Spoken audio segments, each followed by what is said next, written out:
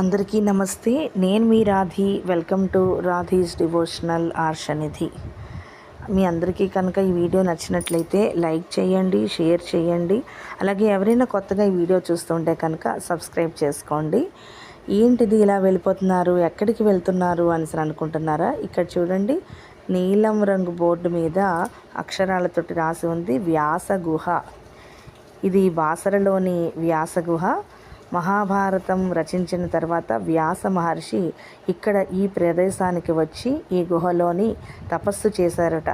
ఆ తపస్సుకి మెచ్చి జ్ఞాన సరస్వతీదేవి ప్రత్యక్షమయ్యి తనని ఇక్కడ ప్రాణప్రతిష్ఠ చేయమని అడిగితే గోదావరి తీరాన ఉన్నటువంటి ఇసుకను తెచ్చి 3 దోసిళ్లతోటి 3 కుప్పలుగా ఉంచారట. ఆ 3 కుప్పలలోని సరస్వతీదేవి, లక్ష్మీదేవి, మహాకాళీదేవి ముగ్గురు కూడా ప్రాణప్రతిష్ఠ చెందారు. ఈ గుహలోకి వెళ్ళేటప్పుడు వచ్చినప్పుడు ఇలాగే పాక్కుంటూ రావాలి, వెళ్ళినప్పుడు కూడా పాక్కుంటూనే వెళ్ళాలి. చాలా చీకటిగా ఉంటుంది.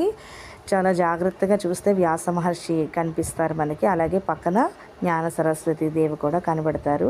ఇక్కడ మనం ధ్యానం చేసుకోవడానికి చాలా అద్భుతమైనటువంటి ప్రదేశం. ఎంతో నిశ్శబ్దంగా ఉంటుంది. అండ్ ఇక్కడ కూడా అందరూ కూడా నిశ్శబ్దంగానే ఉండాలి. ఆ తర్వాత ఇక్కడ చూడండి, ఈ దారంతా కూడా బండరాళ్ళతోటే ఉంది. ఇది సరస్వతీదేవి ఆలయం, జ్ఞాన సరస్వతీదేవి ఆలయం వెనకాల భాగము.